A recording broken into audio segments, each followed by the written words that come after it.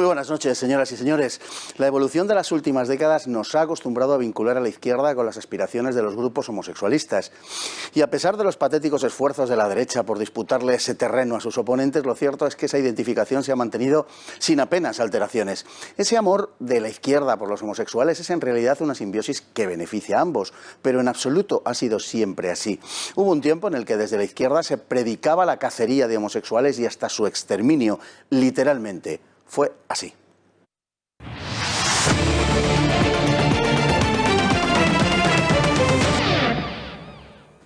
Y nos vamos a nuestra noticia de la sección Desde Fuera. Nos la sirve ABC y dice: negra y lesbiana. Así será la nueva protagonista de Batwoman en su segunda temporada. Bueno, si se trata de alguien que encarna a un murciélago, que sea negro, es lógico. Lo del lesbianismo ya es más complicado porque de los murciélagos no constan sus tendencias sexuales en ese sentido. Pero dado el papel del murciélago en la crisis del coronavirus, pues que parece que le han encargado a un homófobo la distribución de los papeles en el guión de Batwoman. Les juro que no ha sido a mí. En fin, les contamos ahora, retomando lo que les decía al principio, la verdadera relación histórica entre la izquierda y la homosexualidad. La izquierda, siempre tan sensible y humana, despreciaba como un vicio burgués las tendencias homosexuales. Como un vicio burgués, he dicho, eso no es nada. La izquierda llegó a considerar la homosexualidad como una expresión sexual del fascismo. ¿Cómo lo oyen? Vamos a verlo. Los fundadores del socialismo científico, es decir, Marx y Engels, consideraron la homosexualidad como algo reprobable y hasta repugnante. Para Marx, fuertemente antimalthusiano, la homosexualidad no favorecía el aumento de la población y era vista como una consecuencia de la degeneración burguesa. Todo lo que no fuesen relaciones entre hombres y mujeres era una aberración. Y afirmaba textualmente que la relación de un hombre con una mujer es la relación más natural de un ser humano con un ser humano. A mayor abundamiento, los predicadores del amor libre no eran más que, según él, estúpidos maricones. Engels, en El origen de la familia, la propiedad privada y el Estado, calificaba la homosexualidad como abominable y despreciable, además de monstruosidad moral. Ni Engels ni Marx dudaron en emplear la acusación de homosexualidad para desacreditar a algunos de sus enemigos. Engels insistió en que los pederastas, término que hasta hace unas pocas décadas se empleaba como sinónimo de homosexual, contrariaban la naturaleza y tenían por todo objetivo convertir sus perversiones en teorías. Después de la Primera Guerra Mundial, la izquierda se radicalizó en su rechazo de la homosexualidad, ya que concluyó que esta y el fascismo eran una misma cosa. Y es que la psiquiatría clásica consideraba que la homosexualidad obedecía a un infantilismo psíquico fundamentado en el rechazo de la alteridad, en el miedo a lo diferente. Una especie de fobia patológica. Solo en 1990 la OMS modificó este criterio. De modo que entre los años 20 y los 40, el hiperbólico nacionalismo característico del fascismo encajaba a la perfección con el paradigma psíquico de la homosexualidad. Tanto uno como otro buscaban lo homogéneo, lo semejante, y resultaban una serie de expresión psicológica del narcisismo. Según Wilhelm Reich, padre de la escuela psicosexual, la homosexualidad sociológica y psicológicamente es una aberración de la derecha nacionalista y sobre todo fascista. Contra la inmoralidad de los nazis, los antifascistas evocan su propia racionalidad y pureza. Dicha racionalidad y pureza podían desembocar incluso en puritanismo, como parece apuntar uno de los epígonos de Marx, Edward Bernstein, cuando consideraba no solo a la homosexualidad como anormal, sino incluso a toda práctica que emancipe el placer de la procreación. Con el transcurrir del tiempo se fue acentuando la identificación de homosexualidad y fascismo, y con el incremento de la popularidad de los nacionalsocialistas en Alemania a comienzos de la década de los 30, el homosexualismo nazi se convirtió en un lugar común. Los marxistas alemanes hacían burla de las notorias tendencias homoeróticas de muchos de los líderes de las tropas de asalto nazis, las SA. Desde sus órganos de prensa, los socialistas denunciaban con asiduidad el peligro que para los padres suponía poner a los jóvenes en manos de los pederastas de la Hitlerjugend. El Münchener Post escribió en 1931 una serie sobre nacionalsocialismo y homosexualidad y hermandad de maricas en la Casa Parda. La Casa Parda era la sede central del partido nazi en Múnich. En la prensa de izquierdas, los chistes sobre la condición sexual de los nazis eran frecuentes. Acosados por este tipo de propaganda, los nazis llegaron a denunciar ante los tribunales a los socialistas cuando estos publicaron que el dirigente de las milicias nazis, Ernst Röhm, pagaba los servicios de prostitutos. En la Unión Soviética, entre tanto, y desde 1922, se habían despenalizado la homosexualidad y el incesto, y se habían eliminado los límites explícitos de edad para el mantenimiento de relaciones sexuales. Con Stalin la visión cambió. Stalin incluyó la sodomía como delito en marzo de 1934. El artículo 121 del Código Penal soviético recogía las penas a imponer por prácticas de este tipo. 5 años si la relación había sido consentida y hasta 8 si se trataba de un menor. Ese mismo año, Harry White, un comunista británico homosexual, le escribía a Stalin: ¿es un homosexual digno de militar en el Partido Comunista? Dicha carta se conserva y en la primera página Stalin ha escrito de su puño: archivar, un idiota y un degenerado. También en 1934 el famoso literario Maxim Gorki escribió en Pravda y Izvestia: humanismo proletario. Exterminad a los homosexuales y el fascismo desaparecerá. El artículo había sido aprobado por el propio Stalin. La homosexualidad era el producto degenerado de las clases corruptoras y en la sociedad socialista desaparecería sin remedio. Una sociedad sana, afirmaba el comisario del pueblo Nikolai Krylenko, no tenía sitio para tales personas. La homosexualidad pasó a ser definitivamente contrarrevolucionaria, de modo que unos 25.000 homosexuales masculinos fueron enviados al Gulag por su condición a partir de los años 30. Todavía faltaban 20 años para que la Escuela de Frankfurt le diera la vuelta al relato y convirtiera a los homosexuales en víctimas de una sociedad autoritaria. Pero eso, como diría Kipling, es otra historia.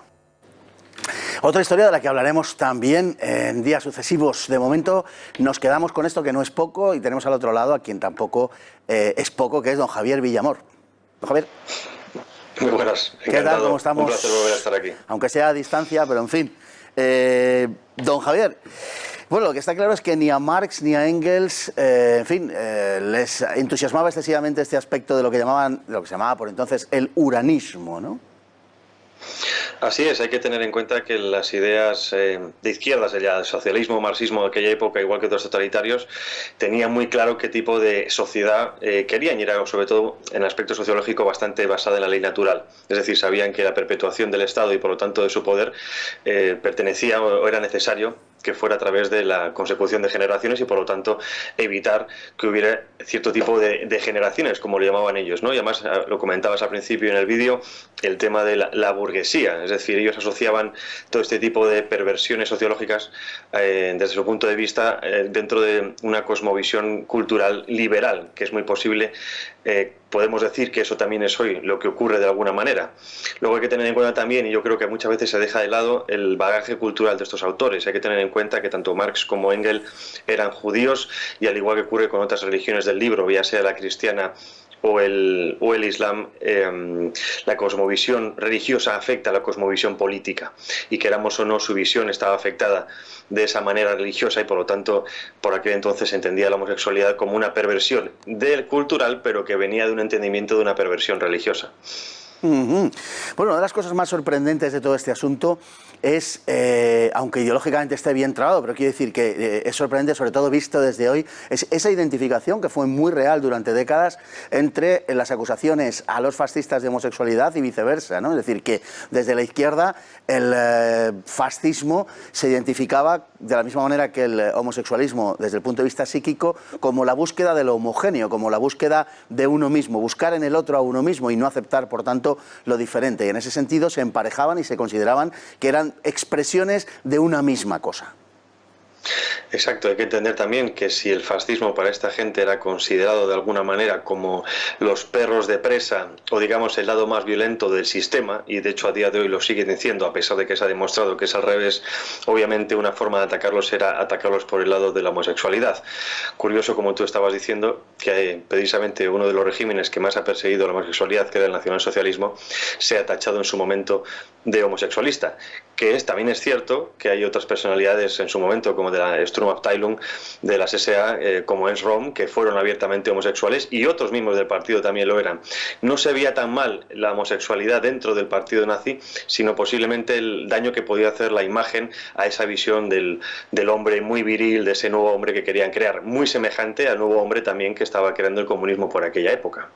Lo que pasa es que digamos que ese tipo de homosexualismo es el que se daba por exacerbación de la figura masculina, es decir, si se quiere entender así, por un exceso de masculinidad. Se llegaba a producir un desprecio a la mujer que se terminaba considerando que no servía ni para la sexualidad, ¿no? Sí, si nos fijamos en los iconos culturales y iconos de imagen del nacionalsocialismo y también del comunismo, el ensalzamiento de la virilidad estaba por encima de todo, ¿no? Casi podemos decir que tenía mucha similitud con el ensalzamiento de la cultura clásica, la griega y la romana. Eso obviamente llevaba a ciertas confusiones. De hecho, a día de hoy, por ejemplo, muchas veces se sigue asociando de alguna manera tanto a los regímenes fascistas o incluso a Franco, diciéndolos que de alguna manera eran homosexuales. A mí me llama la atención que supuestamente aquellos que son homosexuales, o digamos, siempre me refiero en este aspecto al lobby LGTB, sean los primeros que atacan a sus supuestos enemigos, como llamándolos maricas y guarras, etcétera, etcétera, ¿no? Es decir, como si ellos mismos se insultaran a sí mismos para poder desprestigiar a sus propios enemigos. ¿Cuántas veces se ha dicho que Hitler era homosexual, que Franco era homosexual, que hasta Stalin era homosexual? Pero, bueno, pues llama la atención que utilicen sus propias condiciones sexuales para poder atacar al adversario. Lo cual, dicho sea de paso, es una solemne estupidez porque ninguno de los tres fue en lo más mínimo homosexual, pero en fin. Bueno, en la izquierda siempre ha habido una vena, digamos, puritana y en ocasiones pues hoy día por ejemplo tenemos la cuestión de la corrección política, que es solo en parte, tampoco tenemos que identificarlo exclusivamente con la izquierda, pero tanto en los actos como en el lenguaje ha habido siempre una especie, digamos, de herencia puritana. Sí, pero yo creo que esa herencia puritana la entiendo mucho asociada al totalitarismo que viene de esas ideas, ¿no? La izquierda, por mucho que ahora se preste como igualitaria, todos sabemos que en su vertiente más sincera y más interna y más radical es absolutamente totalitaria. No acepta el otro postulado porque lo que quiere precisamente es imponer esa visión suya. De hecho, digamos que el problema de la izquierda es que su ideología no está casada con lo que la realidad es, por lo tanto siempre tiende a forzar la realidad según su visión ideológica o cosmovisión, ¿no? Así pasa, por ejemplo, con los conservadores o con la llamada tradicional derecha, que se basa mucho más en la ley natural. Entonces, en ese punto, obviamente, por mucho que digan, oye, todo es palabrería y todo es narrativa, ¿no? Solo hace falta ver hoy en día que las leyes más restrictivas desde la época de Franco vienen desde el lado de la izquierda, con la connivencia de la derecha, llamada la derecha cobarde como el Partido Popular, pero todas las leyes totalitarias ideológicas que estamos viviendo en este país ahora mismo vienen de la izquierda. Don Javier, pues efectivamente así es, lo suscribo plenamente esto que acaba de decir. Se nos ha terminado el tiempo. Mil gracias por estar con nosotros desde la distancia y esperemos tenerle pronto no tan lejos y poder hablar con usted en el estudio directamente. En cualquier caso, un auténtico placer. A vosotros. Hasta pronto. Hasta pronto. Muchísimas gracias.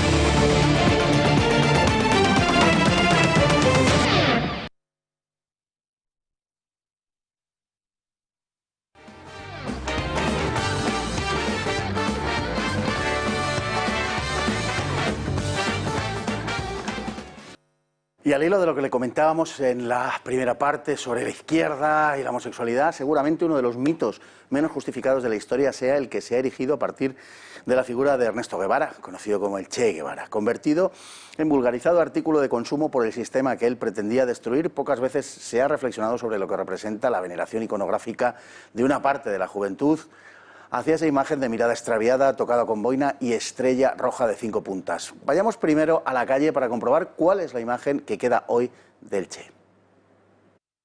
¿Del Che Guevara? Qué lejano queda eso, pues un romántico. Fue un hombre de su tiempo, en el momento de las revoluciones en el cono suramericano, que luchó por lo que creía, un idealista, un romántico, dio todo lo que tenía por ello. Uno después puede estar de acuerdo en mayor o menor grado por su ideología, pero de luego me parece que un hombre honesto sí lo era. Mejor no hablar.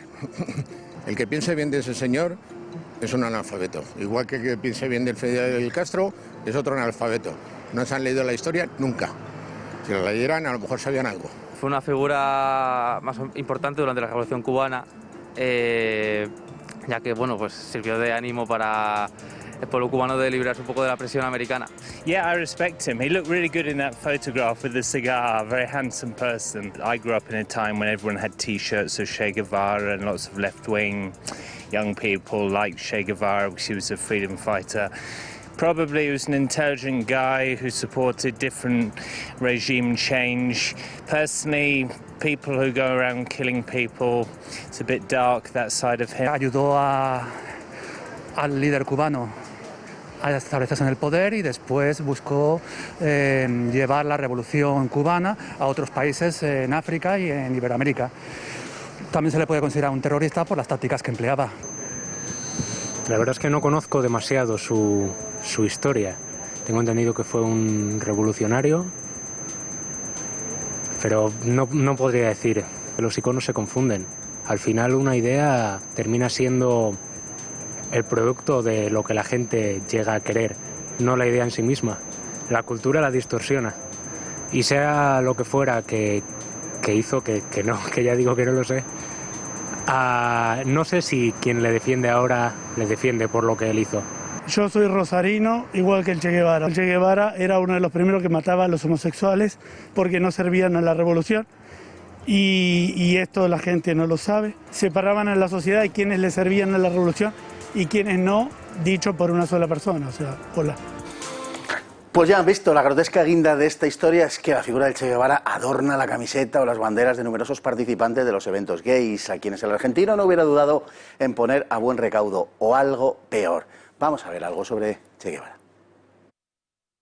Cada amanecer, Guevara recibía el correo remitido por el Estado Mayor por Fidel Castro. Uno de los sobres contenía los nombres de los presos que habían de ser juzgados aquella jornada. Aunque característicamente se celebraban juicios y teóricamente se podía apelar la sentencia, lo cierto es que jamás se admitió a trámite apelación alguna. Guevara se impacientaba con estas cosas.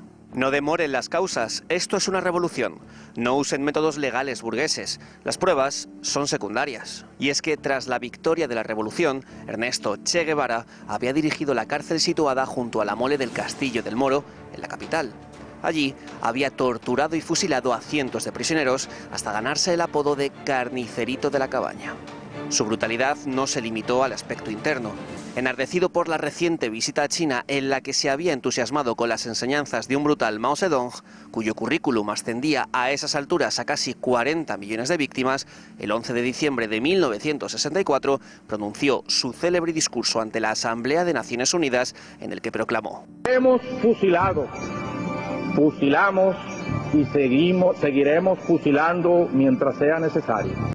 Fue un estalinista hasta el final de sus días, como lo había sido en su temprana juventud. Ideológicamente evolucionó muy poco, mostrándose siempre partidario de soluciones primitivas, acordes con la simpleza de sus planteamientos. Siempre fue un esclerótico dogmático y su inflexibilidad terminaría irritando a Castro y costándole la vida. La construcción del mito del Che Guevara fue posible gracias a su muerte. Es innegable que el Che era visto bajo la luz de un cierto romanticismo ya en vida y que era considerado una especie de héroe rojo, pero nunca hubiera alcanzado las alturas a las que se elevó de no haber sido por su final en combate. Porque Guevara no era el libertario que pretenden, sino un guerrillero que no dudó en asesinar y en torturar y que se comportó con una notable crueldad toda su vida. Guevara utilizaba la injusticia como palanca para conseguir sus fines ideológicos, no para mejorar el destino de sus congéneres. Así, cuando decidió ir a Bolivia, no se felicitó porque en ese país se hubiera llevado a cabo una reforma agraria a favor de los campesinos, sino que lo lamentó profundamente por impedir el cumplimiento de sus planes. Una vez realizada la revolución, le negó a los trabajadores las mejoras por las que decía haber luchado en el pasado. Los trabajadores cubanos deben acostumbrarse poco a poco a un régimen de colectivismo.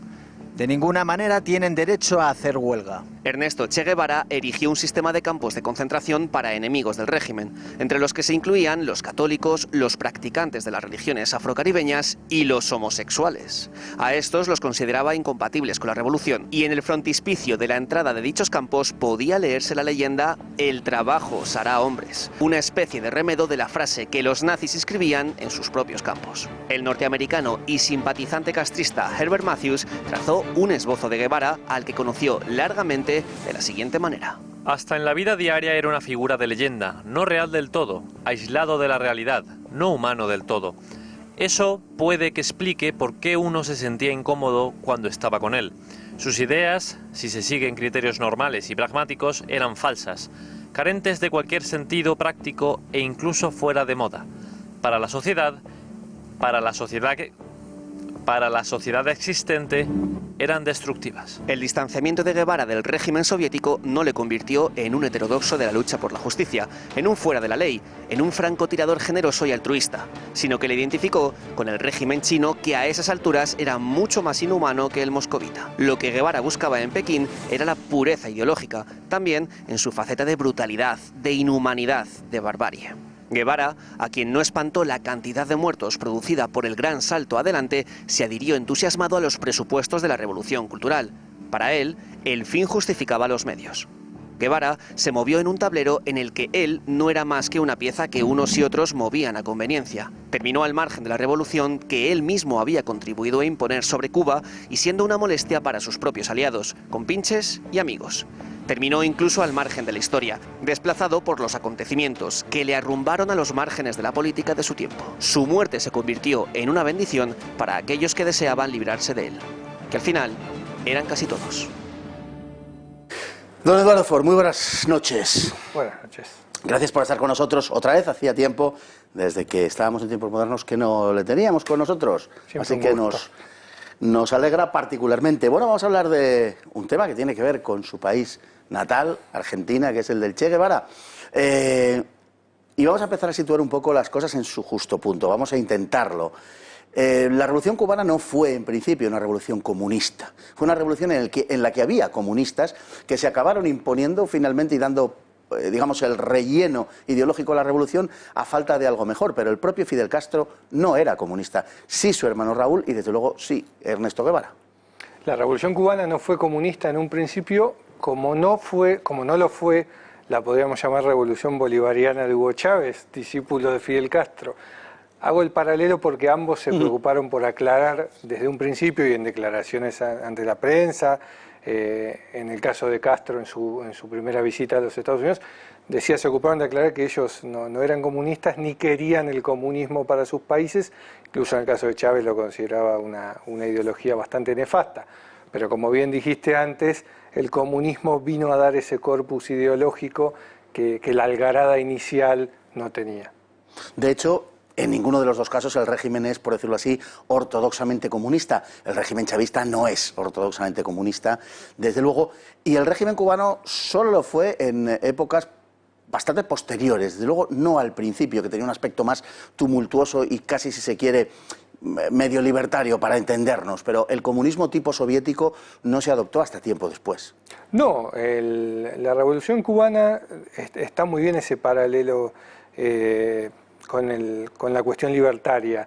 La revolución cubana, decía en un principio, tuvo hasta un aire de anarquismo tropical, los barbudos que bajaban del monte, con un aire de luchadores por la libertad, con un sesgo muy humanitario. De hecho, cuando la Unión Soviética se empieza a aproximar a Cuba, hay como un espanto en el Kremlin porque no era eso lo que ellos consideraban precisamente un comunismo muy ortodoxo, que digamos. Bueno, hay algunos episodios que tienen que ver con nuestro personaje de hoy que son verdaderamente, que le dejan a uno verdaderamente pasmados. Cuando en plena crisis de los misiles, Fidel y el Che Guevara se muestran partidarios ante Khrushchev e incluso presionan a Khrushchev para que realicen un ataque preventivo sobre los Estados Unidos desde las bases cubanas. Si Khrushchev les hubiera hecho caso, de Cuba no habrían quedado ni los lagartos. Bueno, el problema es que Castro y Guevara tenían una idea muy elevada tanto de sí mismos cuanto de Cuba. Y conviene recordar que Khrushchev en sus propias memorias dijo que él jamás hubiera enviado al mundo a la casi segura destrucción, la destrucción mutuamente asegurada por una isla en el Caribe. Khrushchev sacó de la crisis de los misiles lo que pudo sacar, esto es, valga la paradoja, la quita de los misiles estadounidenses en Turquía, sí, pero Cuba nunca fue una cuestión de interés estratégico para la Unión Soviética, que sin embargo hizo lo suyo en el Caribe y aportó cantidades ingentes de dinero para Cuba. Otro de los momentos estelares que sin duda jalona la biografía del Che Guevara es esa declaración en diciembre de 1964 donde confiesa paladinamente que hemos fusilado y seguiremos fusilando, ¿no? Es una confesión de parte pública como muy pocas veces, por otro lado, se ha producido en la historia. Guevara en ese sentido es una persona a la vez simple y compleja. Ya hay historiadores que sostienen que Guevara, que provenía de una familia de clase media alta acomodada de Rosario, la segunda ciudad en importancia de Argentina, era un aventurero en todo el sentido de la palabra, y fue la Revolución Cubana como podría haber sido la cría de caballos o la vida en alta mar. Entonces, Yo creo que Guevara era una persona que iba haciendo camino al andar y sus bases ideológicas eran por lo menos precarias. Entonces la cuestión de los fusilamientos ante el más mínimo acto de disidencia en el sentido que sea, encaja bastante con una persona que llega a puestos de poder para los que claramente no estaba preparada y en los que así le fue, por otra parte. Llegó a ser ministro de Economía. En Cuba arruinó la economía cubana. Fue ministro de Industria, fue presidente del Banco Central de Cuba, realizó una política monetaria desastrosa, no pudo industrializar nada. Tengamos en cuenta que la economía planificada socialista nunca se ha demostrado eficaz, pero en el caso de Cuba ni las cosechas de azúcar mejoraron, ni ninguno de los cultivos que se quisieron implantar en la época de Castro, en la primera época de Castro, funcionaron. Y Guevara, en eso hay unánime acuerdo, excepto en el campo socialista, fue un desastre como administrador.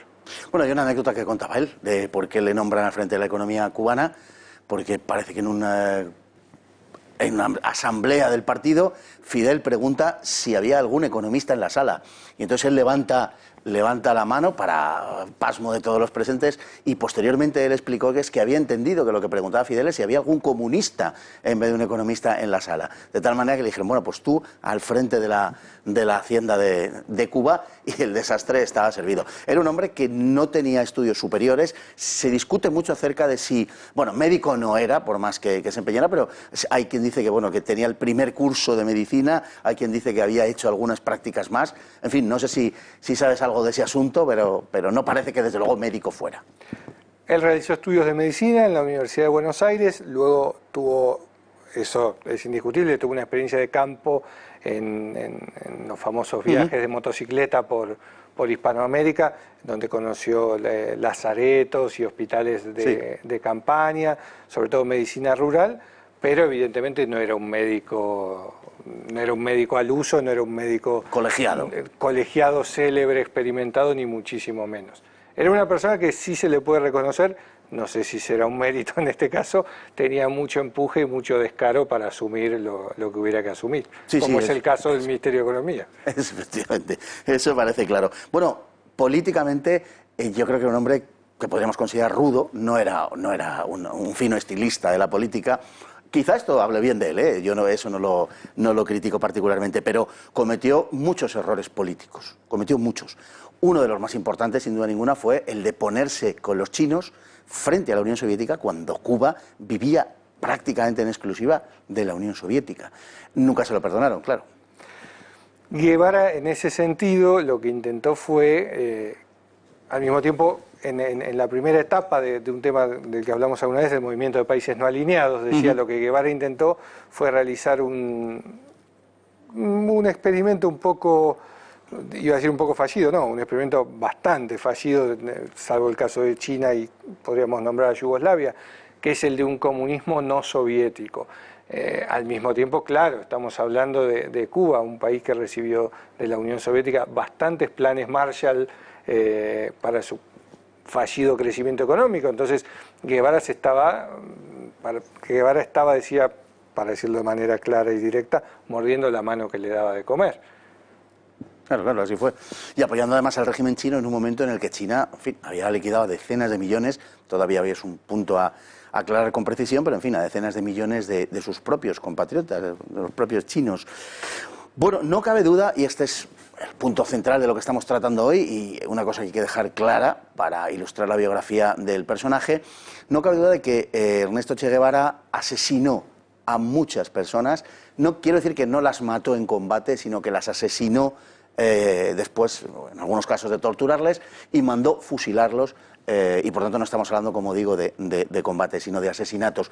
Por lo menos varios cientos de personas. El total de los fusilados en Cuba anda en torno a los 23.000, la mayor parte se produjeron en la primera etapa de la dominación castrista, y una buena parte estuvo dirigida, de esa represión feroz y brutal, estuvo dirigida por el Che Guevara.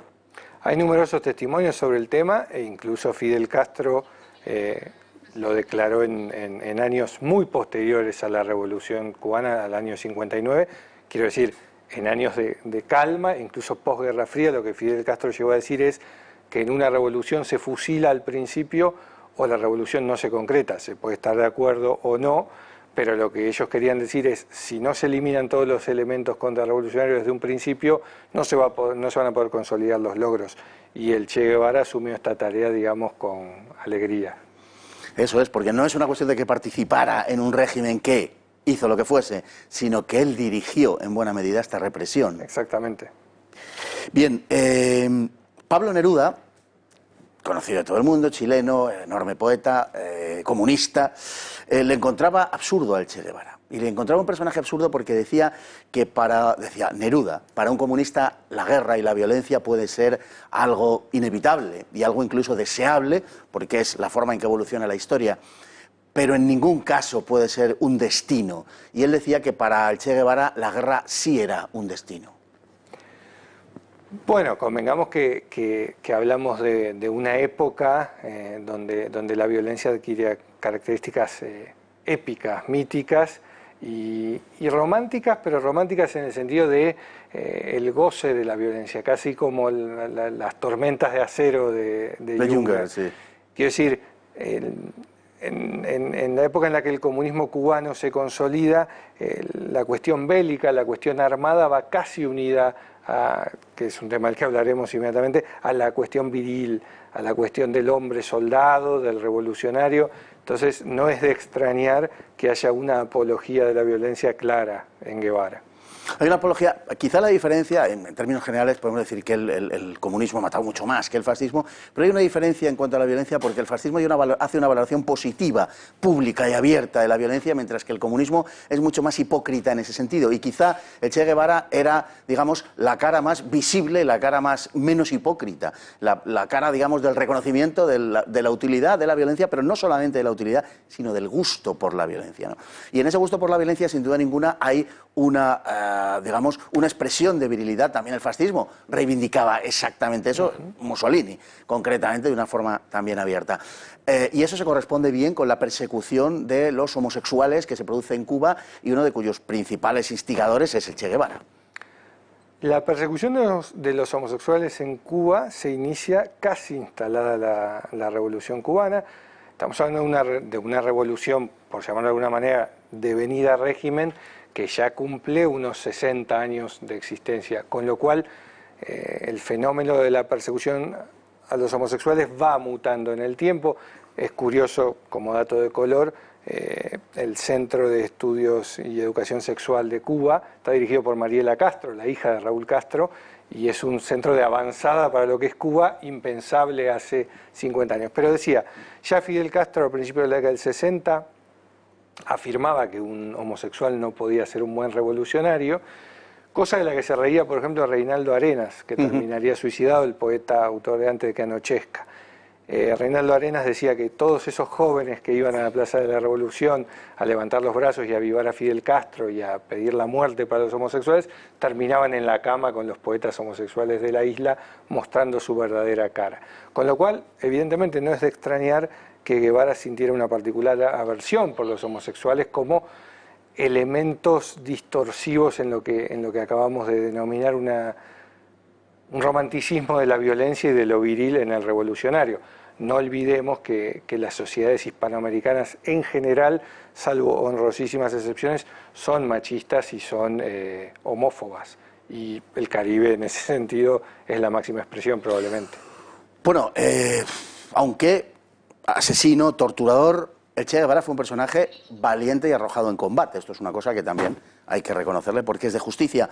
Y era una persona también, nos queda apenas un minuto, pero era una persona también de una fuerte sexualidad. Es que esa fuerte sexualidad, esa cuestión afrodisíaca y casi diría lasciva, era inherente a lo tropical, lo revolucionario, lo arrojado. Guevara era una persona además con problemas de salud, era asmático, con lo cual ese arrojo en el combate incluso adquiere una relevancia mayor. Pero sí, no hay ninguna duda que la cuestión sexual va vinculada, la barba, lo viril y la revolución sexual de los 60, sin ninguna duda. Lo que es un poco, digamos, chocante es que quienes exaltan el movimiento homosexualista pues se vistan con sus camisetas, porque no es muy compatible. En cualquier caso, Ernesto Guevara el hijo más ilustre de la ciudad de Rosario, Argentina, hasta Lionel Messi. Don Eduardo, muchísimas gracias por estar con nosotros. Nos vamos hoy con la frase del día. Una frase que dice así, y es de nuestro ilustre personaje de hoy. Celebro el odio eficaz que hace del hombre una eficaz, violenta, selectiva y fría máquina de matar. Ernesto Che Guevara. Tengan ustedes muy buena noche.